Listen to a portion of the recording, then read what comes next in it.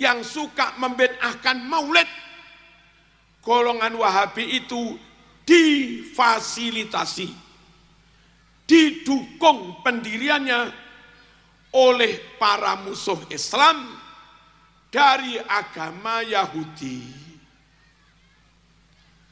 Pendiri Wahabi yang bernama Muhammad bin Abdul Wahab itu murid dari tokoh Yahudi, intelijen Inggris, namanya Jeffrey Hamper. Baik, ini ada pertanyaan. Pertanyaannya, benarkah Salafi Wahabi bikinan Yahudi? Baik, kalau yang benar bikinan Yahudi itu malah museum yang ada di Minahasa. Ada museum Yahudi di sana. Tapi kalau tadi yang disebut adalah salaf atau taklim salaf, yang saya tahu itu adalah gerakan dari orang-orang yang punya kepedulian untuk menyampaikan dakwah Islam, dan yang saya tahu tidak diorganisir. Jadi yang saya tahu tidak diorganisir, maka tidak ada pimpinan pusat, tidak ada pimpinan wilayah, tidak ada pimpinan daerah, tidak ada pimpinan cabang, tidak ada pimpinan ranting. Karena mereka adalah orang-orang yang dia belajar di Timur Tengah, kemudian ketika pulang membuat pesantren, ketika pulang kemudian mengisi majelis taklim atau membuka kajian-kajian keislaman, atau mereka kemudian membuat artikel-artikel ilmiah atau membuat channel YouTube. Itu semua adalah panggilan hati nurani masing-masing. Karena manhaj salaf itu ada bukan diorganisir, tapi itu karena belajar, kemudian ketika mereka belajar hendak menyampaikan ilmu tersebut kepada masyarakat. Jadi kalau tadi disebut sebagai gerakan bikinan Yahudi, maka kalau gerakan itu harus bisa dikendalikan. Ada pimpinannya, ada cabangnya, kalau perlu ada kantornya.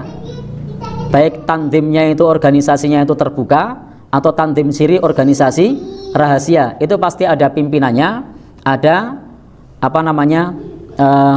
tokoh-tokohnya.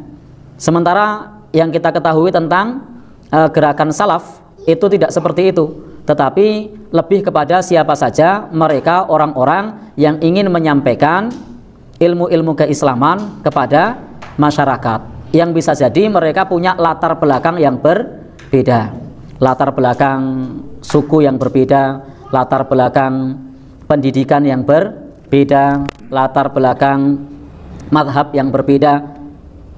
Jadi tidak seperti yang dibayangkan orang bahwasanya Salafi itu adalah organisasi. Bukan. Manhaj salaf itu bisa ada di mana saja. Dia ada di mana saja. Kalau itu berkesesuaian dengan Al-Quran dan As-Sunnah, sesuai dengan yang dipahami oleh para salafus soleh, dia di mana saja, maka itu adalah salaf. Nah, itu adalah salaf. Maksudnya mengikuti para salafus soleh. Dan bisa saja sesama orang-orang yang menginginkan mengikuti salaf itu punya pendapat yang berbeda, karena punya latar belakang madhab yang berbeda, atau punya latar belakang guru yang berbeda.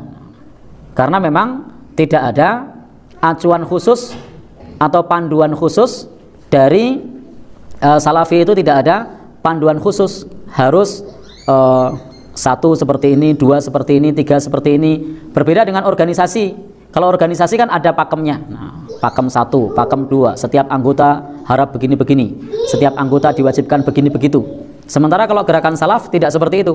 Mereka adalah panggilan hati nurani untuk menyampaikan kitab-kitab para ulama, untuk menyampaikan apa yang di dalam hadis Rasulullah SAW, dalam kitab-kitab yang diwariskan oleh para ulama, disampaikan kepada masyarakat. Bisa saja ada yang menyampaikan dengan pandangan madhab Syafi'i, ada yang dengan pandangan madhab Hambali, ada yang dengan pandangan madhab yang lain yang bisa jadi berbeda. Ada yang dengan pandangan para muhaddisin, para ahli hadis, ada yang dengan pandangan para fuqaha, sehingga bisa berbeda satu sama lain. Tetapi pada prinsipnya mereka semua punya keinginan yang sama untuk syiar Islam, untuk menyampaikan agama ini, untuk mencerdaskan umat.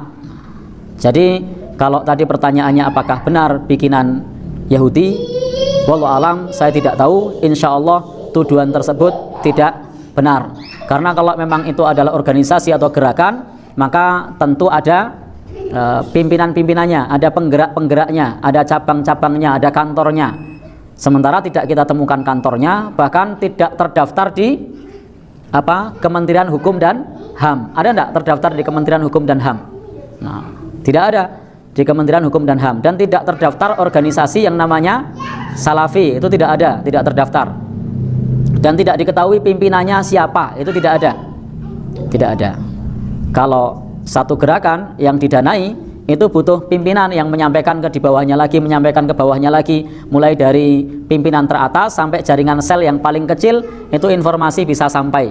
Tetapi kalau gerakan salaf bisa jadi alumni dari Yaman, alumni dari Madinah, alumni dari Mekah, itu punya pandangan yang berbeda. Itu karena memang gerakan salaf pada umumnya adalah panggilan hati nurani untuk berdakwah di tengah-tengah masyarakat, untuk menyampaikan ajaran dari Rasulullah SAW, berusaha untuk menyampaikan dengan pemahaman para salafus soleh dari Al-Quran dan As-Sunnah. Dan mereka juga menggunakan pandangan para ulama. Maka tidak benar kalau ada yang menyebutkan bahwa manhaj salaf itu tidak memakai pendapat ulama, hanya Quran hadis saja. Itu tidak benar. Jadi manhaj salaf itu juga ada yang madhab Hambali, ada yang madhab Syafi'i, bahkan ada yang lintas madhab. Ada yang lintas madhab. Kalau kita sering dengar orang bicara tentang salafi atau wahabi, itu seolah-olah bagi sebagian muslim, tidak semua itu jadi seolah jadi momok antara bicara salafi atau wahabi. Tapi saya pernah baca buku syarah kitab tauhidnya Muhammad bin Abdullah. Itu ternyata kan di situ tujuan utamanya kan bagaimana mengajak umat Islam ini untuk kembali kepada ajaran yang murni. Tapi seringkali kita ketika ada orang bicara salafi atau wahabi, kadang sering memunculkan atau kadang menjelek-jelekan. Baik, terima kasih. Ini seperti yang jenengan sampaikan, bahwa buku yang jenengan baca ternyata tidak seperti yang disampaikan oleh orang-orang. Orang-orang menyebutkan itu menjadi momok yang menakutkan, menyesatkan, mengafirkan, apalagi menghalalkan darah. Setelah membaca kitabnya ternyata tidak seperti itu. Disinilah pentingnya kita sebagai kaum muslimin untuk tabayun setiap mendapatkan satu informasi. Al-Quran mengatakan, in ja'akum fasikum binaba'in fatabayyanu. Jika ada orang fasik datang membawa berita, maka hendaknya tabayun, klarifikasi terlebih dahulu. Kadang-kadang memang arus informasi di tengah masyarakat yang simpang siur tanpa diklarifikasi, kemudian terburu-buru disebarkan. Apalagi di era IT ini banyak berita yang terkait dengan hoax, baik yang menyangkut tentang informasi keagamaan, bahkan politik, bahkan negara, termasuk pemimpin negara, itu Masya Allah tidak mengedepankan tabayun, sehingga yang terjadi memecah belah persatuan umat. Maka hendaknya kita sebagai umat Islam itu tidak mudah untuk terprovokasi dengan berita-berita yang kita belum mendapatkan informasi dari sumber aslinya. Dan penting bagi kita untuk mengedepankan tabayun, untuk mengedepankan jika berbeda pendapat saling menghormati. Kita bisa punya pendapat, orang lain juga bisa punya pendapat.